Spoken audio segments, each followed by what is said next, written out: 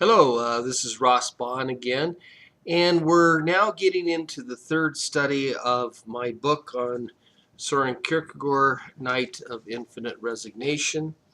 And here is the cover.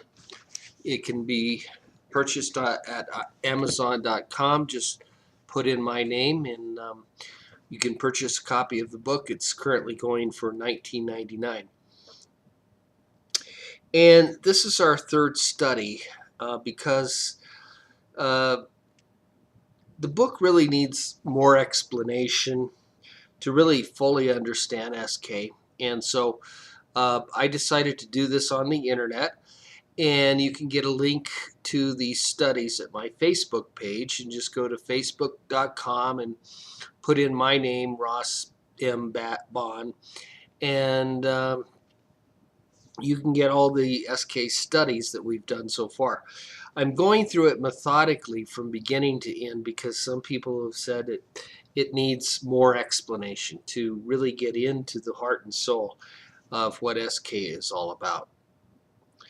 And we're still on the introduction. Each of these classes will go on for 30 minutes because that's pretty much the limit of what my bandwidth can upload to my website where these audio or these videos are stored. So we're going through it methodically from beginning to end. We're still on the introduction. So we left off, I think, at page 18, and starting with page 19, I wanted to go into a little bit of SK's epistemology.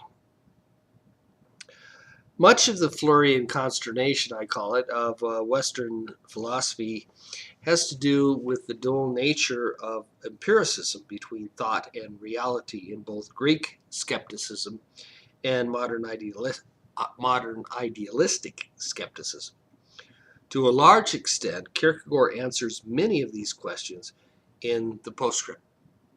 But here I thought, well, let's touch on this because really the introduction is a presentation of what the whole book is all about. And actually, if you read the introduction, you'll get a good sense of what the rest of the book is all about. In Greek skepticism, the validity of a valid empirical thought was not questioned, but rather accepted as a possibility. Since, however, empirical reality is always in process of becoming, the thought could only have at most validity momentarily and therefore would always remain hypothetical.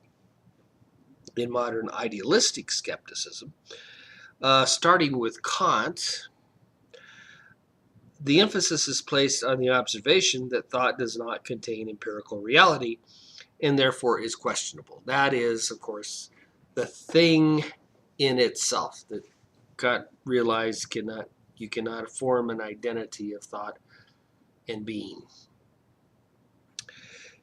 Now, SK took a much more Greek skeptical point of view, and he observed that, yes, of course, Kant's skepticism is right, but it's irrelevant to empirical thinking because it's not within the realm of empirical thinking to have an identity of thought and being except as a possibility. So thought really translates everything into a possibility.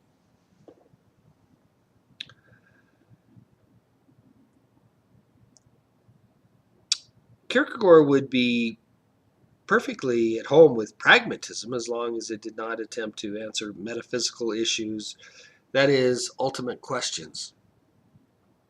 For Kierkegaard, the only reality for which there can be an identity of thought and being is one's own subjective reality. To all other realities, the individual relates as a possibility.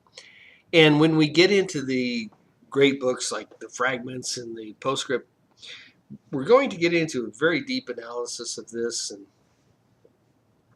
that will come later on when we study his philosophical works.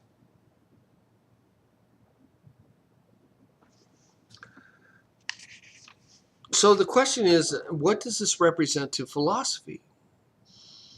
Well, in many ways, SK, in my opinion, represents an enormous challenge to philosophy as to what really philosophy can do, or what philosophy can understand about reality. And it was the opposition to these ideas, or the reaction to these ideas in German philosophers like Jaspers, to try to reinstate philosophy, whereas SK attempted to put theology far above philosophy.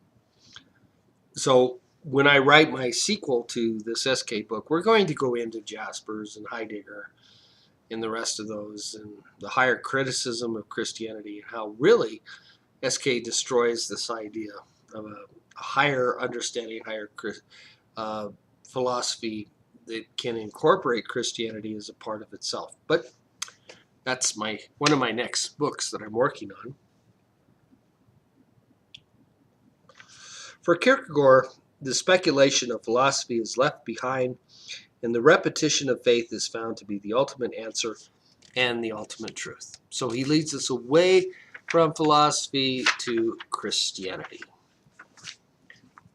And then you have the reaction of 20th century philosophy to SK in Jaspers, Heidegger, and others.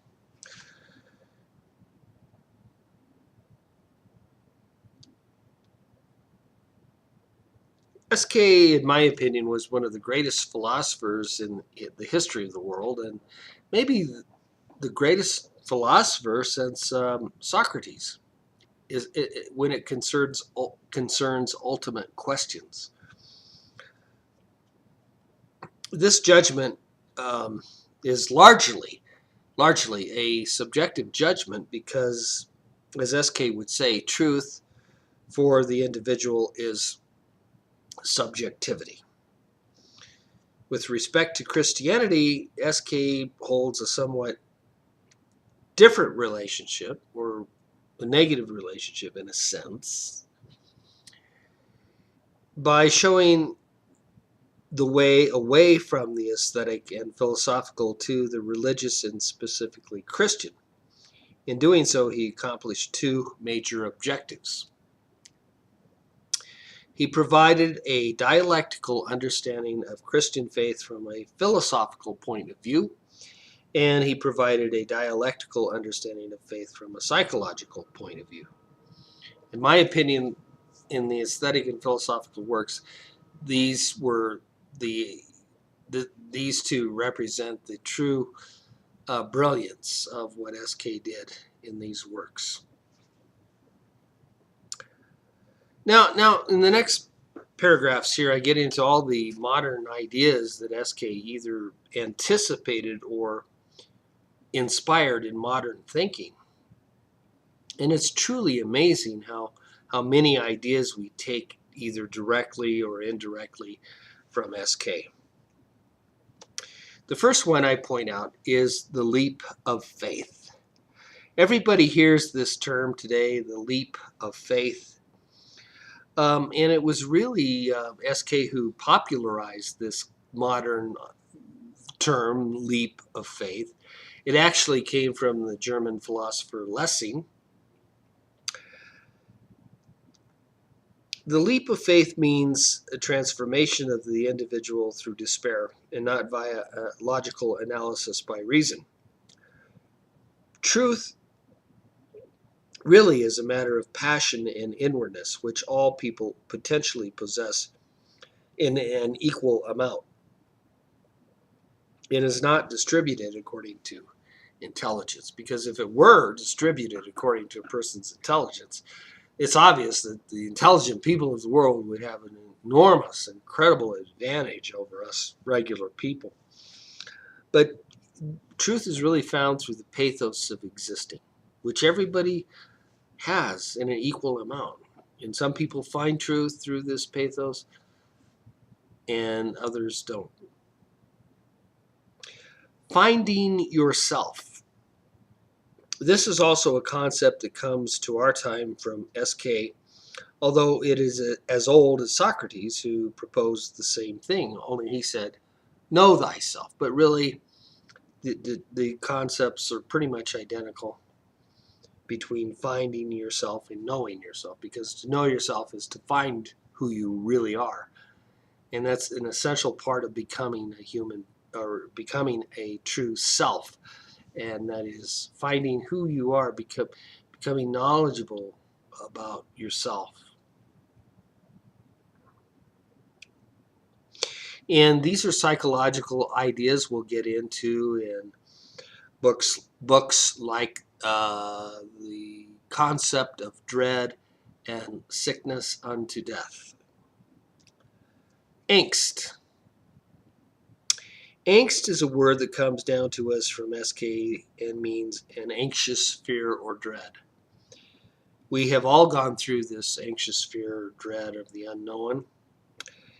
And what it means essentially is a fear or apprehension in the soul and spirit concerning the possibility of freedom, or what SK calls possibility. It has many variations and complex forms in the human psyche, which hopefully we will get into when we get into concept of dread. Dread can result in anything from various compulsions and obsessions to truly demonic possessions. The idea of having a personal relationship with Jesus Christ is a theme that runs throughout SK's writings, and today we hear it so often repeated in evangelical churches. For SK, there is no such thing as an objective or scientific relationship to truth, but only, that is, Jesus Christ, but only a subjective relationship through the Spirit.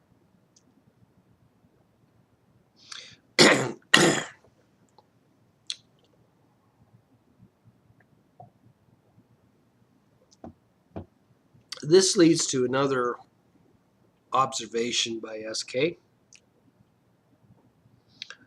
The truth is inwardness.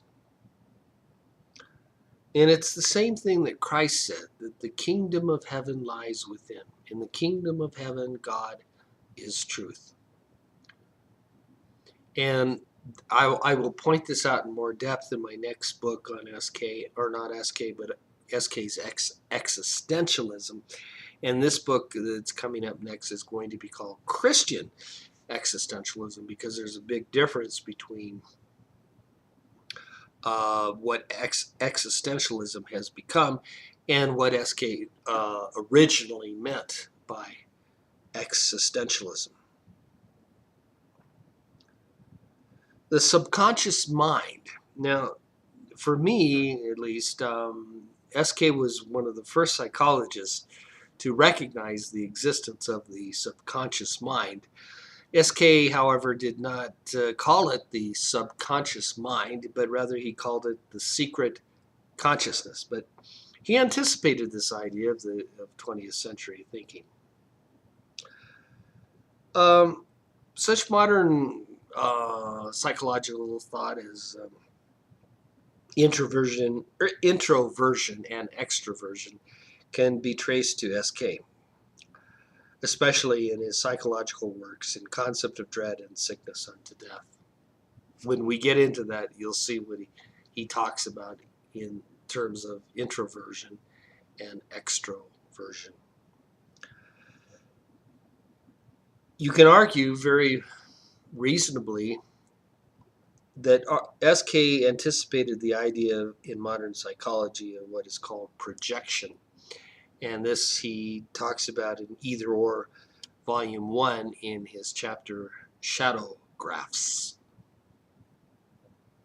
Now, another real interesting thing to me is SK anticipated the concept of Einstein's theory of relativity in the time-space continuum. And once again, this is something in Concept of Dread that we'll analyze in further depth. But he observed the the aspect of time in terms of empirical reality is nothing more than the spatialization of space. And this is what Einstein realized too, and came to the conclusion of the observation of the time-space continuum. It's just a little side note. Of course, SK and all these ideas never went into them that deeply. But he was an incredibly creative thinker, and gives people a lot of insight and knowledge of how to look at these things, and perhaps in their own spheres of expertise, go into them further.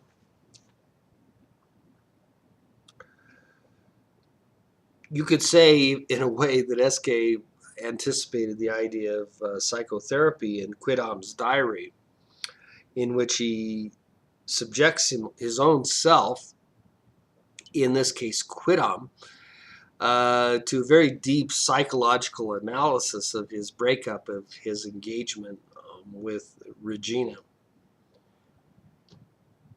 And it goes on for hundreds of pages, and it is the most boring thing you can read in SK, but brilliant too, in a way. If you have the patience, it takes an enormous amount of patience, but the brilliant insights are there if you want to really get into that. And we'll touch on that too as we go through this book. And it's a good example of what is now today understood as psychotherapy.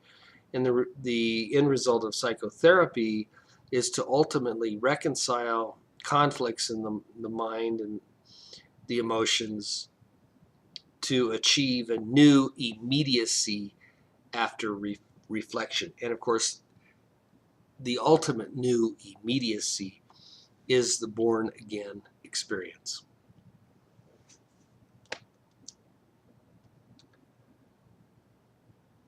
Now, I make a comment after this, that in spite of all these wonderful contributions to modern thought, the aesthetic and philosophical works do not satisfy the hunger of the soul and spirit for the Word of God. And this is what SK left his religious works to. All of his discourses on Christianity, his sermons that he gave at the church there in Copenhagen.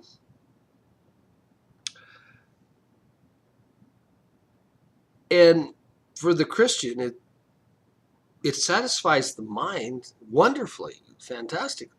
But to go on, you need to go on into the religious works by SK, and I say also, of course, to get a deeper understanding of Christianity, the works of Martin Luther, because since the Apostles, I have never read anyone who had a command of Christian theology like Martin Luther did. Now, in my mind anyway, there is some question as to whether he fully understood the means of grace, baptism, and communion, confirmation. But he had an aesthetic and philosophical predisposition, and to my mind, maybe did not have the theological understanding of things like infant baptism, confirmation. And we'll get into that when I get into the attack upon Christendom, which is the only truly religious work we're going to look at that SK wrote, because I really feel it needs some commentary. I'm not going to water it down, but in my opinion, it needs some commentary to give it some perspective. But that's way back here at the end of the book.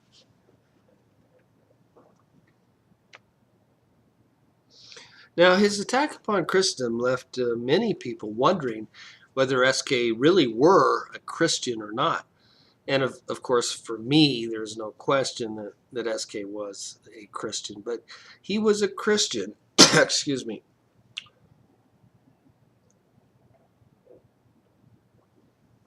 with an aesthetic and philosophical tendency. And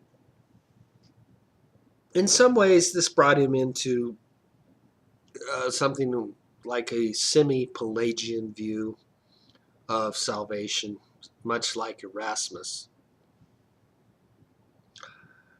And concerning the human will. And in addition, his philosophical frame of mind prevented him from understanding the nature and the importance of infant baptism, for example. Now, I have no idea what SK would say to me about that, but I respect him immensely. But that doesn't mean I don't have certain disagreements with him based on the Bible and Luther, the works of Martin Luther. But I dearly love this man, SK, and I respect all of his writings, even though I have some disagreements.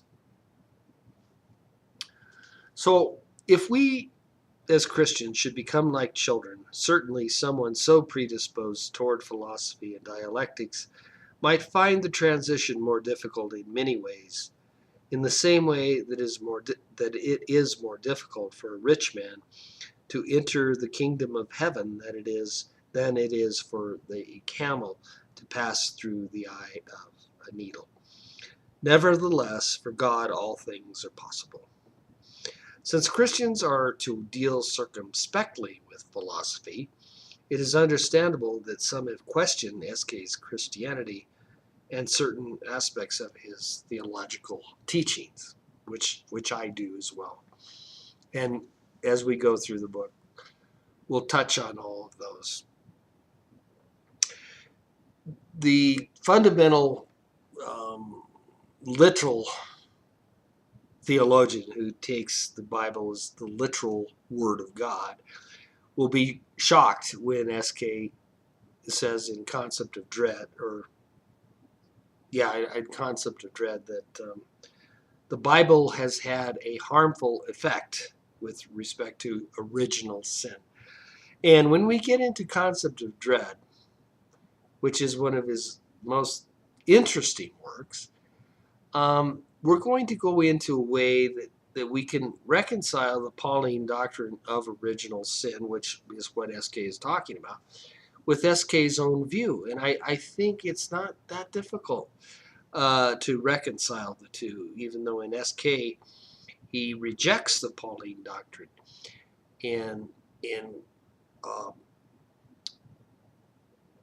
faults the Bible itself for introducing it. But I think there is a way to reconcile the two. Another thing is that, of course, in his Christian writings, and I just wanted to point this out as a sort of side issue, he always calls his truly Christian writings discourses, because he felt he did not have divine authority to preach from the pulpit. He wasn't called, in other words, into a church, although that was his ambition, and I'm sure if he had asked for a call, he would have gotten one. But he did not have a call, and therefore he thought that in all of his Christian works he could not actually call them sermons. He always called them discourses.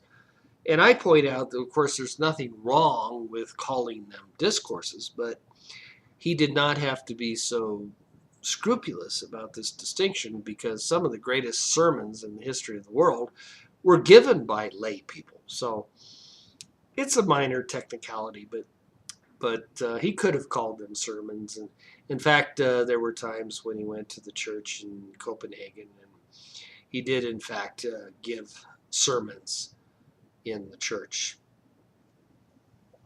Then I point out the Magnificat by Mary, and Stephen in the book of Acts, the first martyr.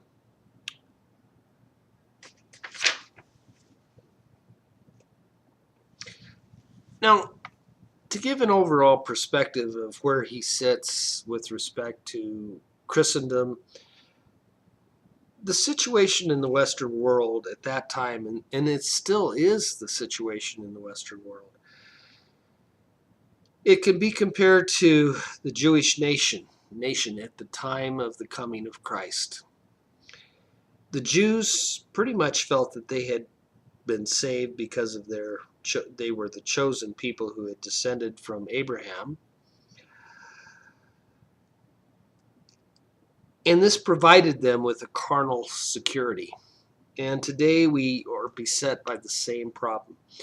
We're beset by a carnal security. And it was one of SK's goals to point out this carnal security and how to teach Christianity in a culture in which everybody thinks they're Christians. And Bonhoeffer, in his great book, or not his great, well, in his books, but also I find this in this great biography on Bonhoeffer, he had the same task that God had given him, to reintroduce Christianity and Christian concepts into a world that had become totally carnally secure. Christianity without Christianity. And he lived it. I mean, he went through the Nazi persecutions and ultimately was put to death by the Nazis. But he faced the same sort of issue that SK was addressing. So there's many similarities between SK and Bonhoeffer.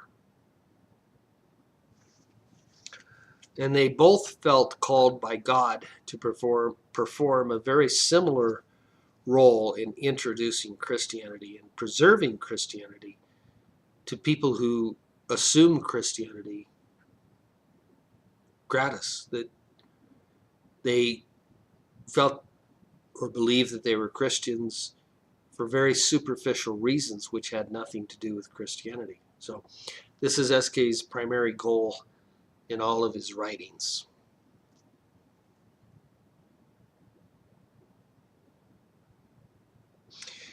The contribution that SK made both to philosophy and to theology cannot, in my opinion, be underestimated.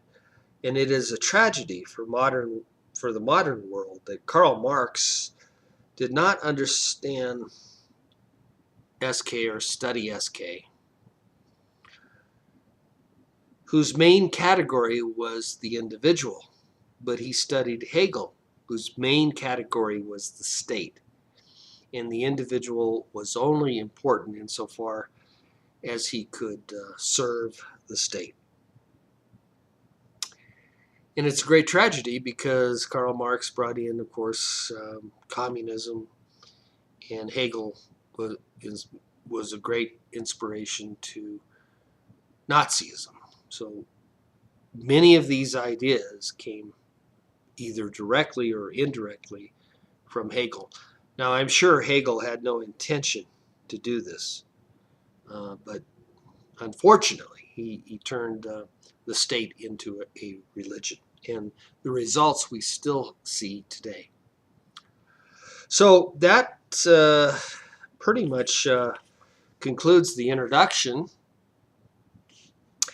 I just end by pointing out the great, wonderful aspects of SK's humor in all the different anecdotes he quotes, based largely from Greek philosophy, because he was he had a great admiration for Greek philosophers and the incredible wit of Greek philosophy, which he brings in all the time, as well as his own wit. So that'll pretty much do it for the introduction. And next we'll go into a short story and then the genesis of SK's thought. Okay, thanks for coming, and we'll talk to you tomorrow.